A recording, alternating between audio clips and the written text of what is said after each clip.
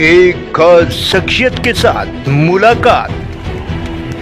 देखिए जयदेव पटेल के साथ नंबर 1 इंडिया न्यूज पर रोजाना रात 9 बजे। नमस्कार व्यूअर्स, मैं जयदेव पटेल और आप देख रहे हैं नंबर 1 इंडिया न्यूज। आपका एक बार फिर स्वागत है एक खास शख्सियत के साथ मुलाकात प्रोग्राम में।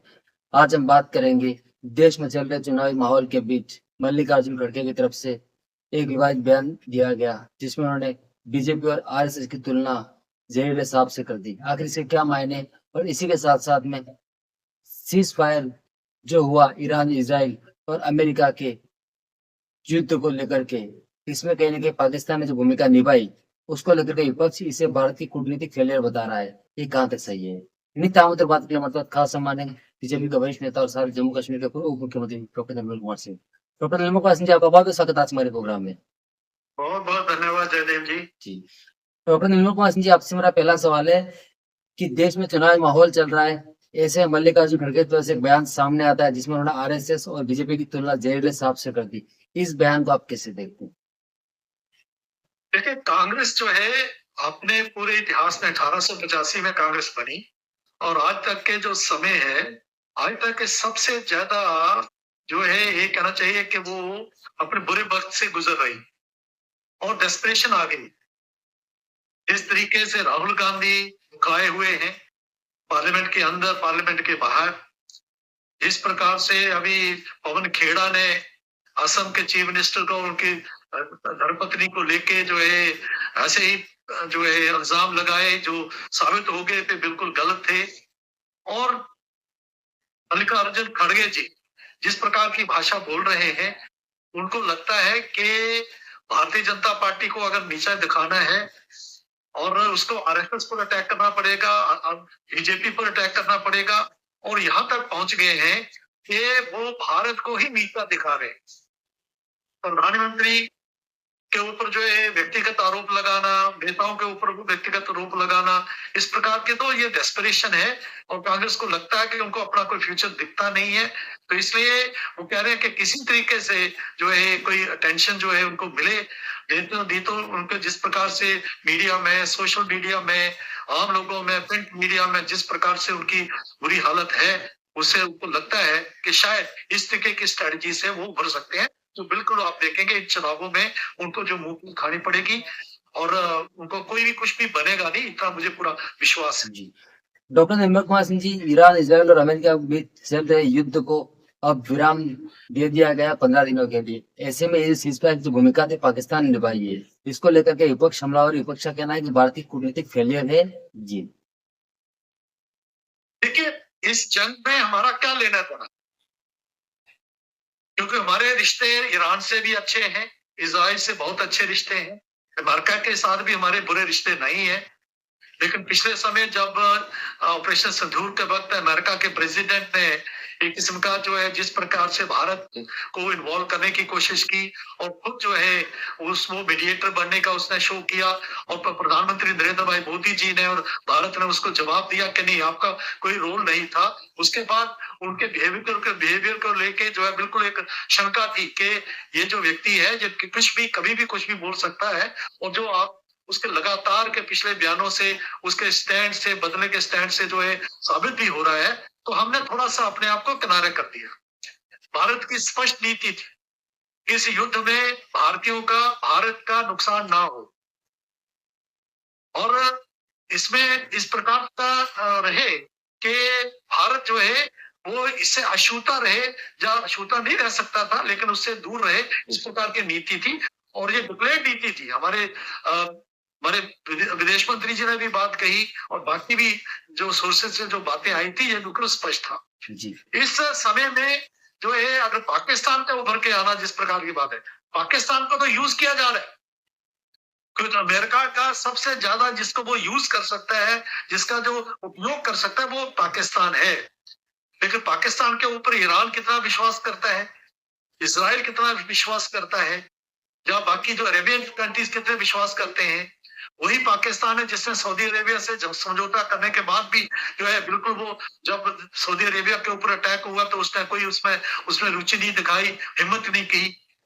तो इस प्रकार के पाकिस्तान को, क्योंकि पाकिस्तान की इस पोजीशन में था तो उनको लगता था वही एक जगह है जहां पर जिस प्रकार की बात, क्योंकि ईरान के साथ भी वो जो नेबरिंग कंट्री है, बेशक ईरान के साथ तो उसके बहुत अच्छे रिश्ते नहीं है, हमसे ज्यादा जो है रिश्ते हमारे ज्यादा अच्छे हैं ईरान के साथ। तो पाकिस्तान को, अमेरिका को जो एक्सेप्टेबल था तो उसको जो है वो पाकिस्तान था। लेकिन एक बात आपके ध्यान में आई होगी कि जिस प्रकार का जो ड्राफ्ट जो है लगभग आधी रात को नवाज शरीफ ने जो जो डिक्लेरेशन अपनी एक्स के ऊपर लिखा, जी उसमें ऊपर लिखा draft Pakistani prime minister statement, इस प्रकार की बात लिखी है। तो वो सीधे सीधे जो वो ड्राफ्ट बन के आया था, अमेरिका से बन के आया था। ये ट्रंप ने जिस प्रकार से ट्रंप को जो है एक अपना मुंह की खानी पड़ रही है, जिस प्रकार का उसके 40 दिन तक एक छोटे से ईरान को जो बिल्कुल थर्ड वर्ल्ड कंट्री है उसको झुका नहीं सका, जो उसका बड़ा डिक्लेयर्ड जो है एक था कि सुपर पावर कहते हैं, सबसे अच्छे हथियार हमारे पास है, हम सारे अर्थव्यवस्था सबसे मजबूत अर्थव्यवस्था है, अब किसी को कुछ ही दिनों, एक दो दिनों में ही हम जो है ईरान को जो है झुका देंगे। 40 दिन तक ईरान जो खड़ा रहा और डट के खड़ा रहा। ईरान का स्टैंड ठीक है, वहां का जो धार्मिक रजीम जो है वो ठीक है, उसको मैं सपोर्ट नहीं कर रहा, लेकिन जिस प्रकार से ईरान ने स्टैंड लिया है अमेरिका की दादागिरी के सामने, वो भी एक अपने में मिसाल है। तो इस समय में पाकिस्तान से ज्यादा और कोई ऐसा पिछलग्गू या पिट्ठू ऐसा नहीं हो सकता था जिसको जो है अमेरिका यूज कर सकता है। इसलिए वो जो है वहां पर उसको चुना गया और पाकिस्तान से ये सारी बातें करवाई गई। जी।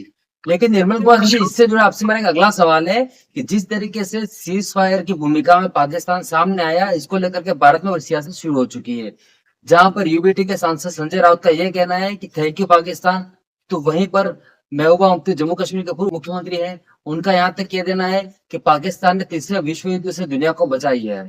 इसको आप कैसे देखते हैं?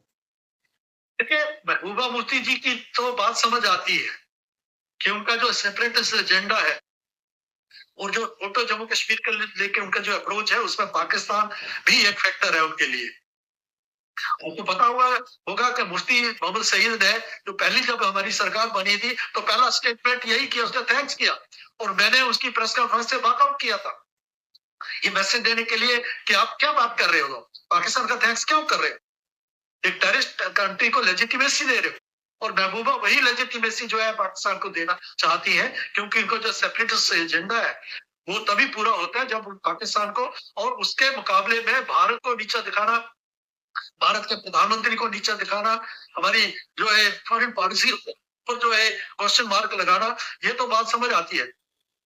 लेकिन शिवसेना का स्पोक पर्सन, उसका नेता इस प्रकार की बात कहेगा, बाला साहब ठाकरे की पार्टी का व्यक्ति इस प्रकार की बात कहेगा, इससे जो है वो निचले स्तर पर जो जो उद्धव ठाकरे जो शिवसेना कहां तक जाएगी, ये बात समझ आती है। ये डेस्परेशन है जी क्योंकि ये अपनी जो रेलिवेंस है, पॉलिटिकल रेलिवेंस जो है बिल्कुल खो चुके हैं, और उसको पाने के लिए, और ये जो सूडो सेकुलरिस्ट है उससे भी जो है नीचे स्तर के ऊपर जो है शिवसेना उद्धव ठाकरे आ गई है। ये बहुत बड़ी जो है कहना चाहिए कि मैं इसकी भर्त्सना भी करता हूँ, और ये बड़ी बड़ी अफसोस की बात भी है।